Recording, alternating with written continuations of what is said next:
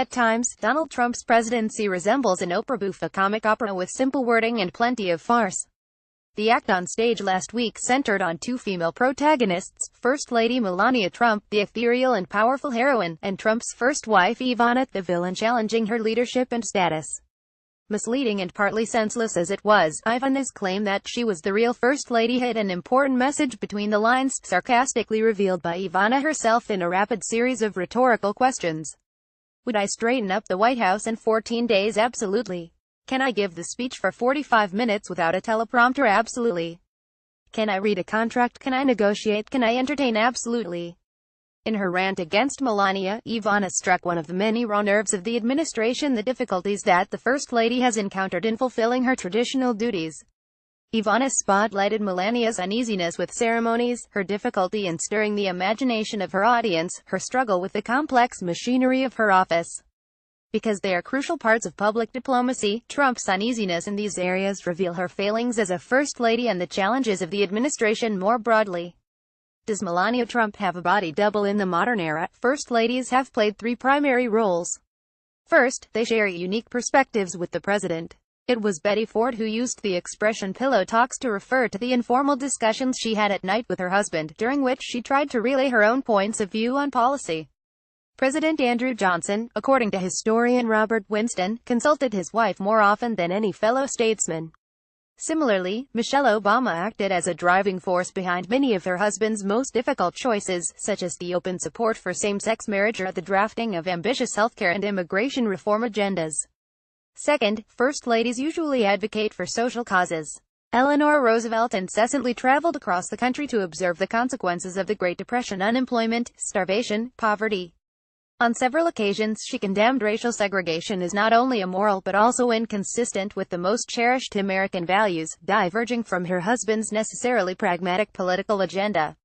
Lady Bird Johnson pioneered environmental protection and global beautification. Pat Nixon encouraged young volunteerism. Betty Ford fiercely supported women's rights. Barbara Bush was a staunch supporter of global education and childhood literacy. Third, and perhaps most importantly, First Ladies have performed a delicate function as public diplomats abroad. For this reason, they have needed a complex set of personal skills as much as political shrewdness. Among the 19th century First Ladies, Abigail Adams, Elizabeth Monroe, who in Paris was dubbed La Belle Américaine, and Louise Adams acquired reputations as the most traveled women of their times.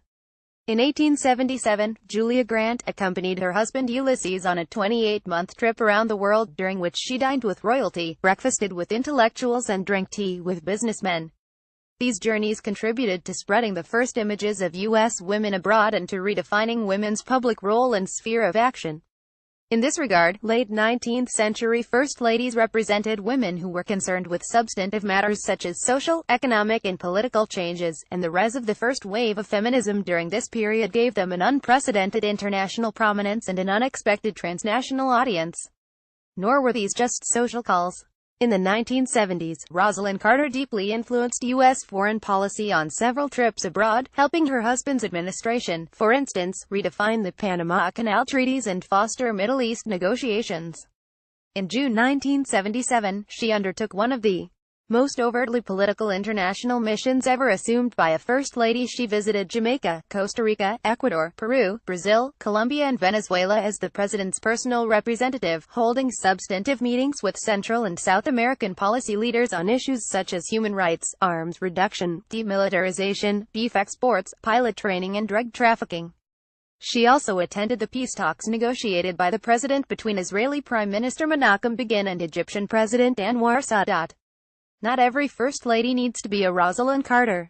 But how does Melania Trump measure up as First Lady? It may be too early for an exhaustive assessment, but she seems to be grappling with the duties of a position she was unprepared to take on.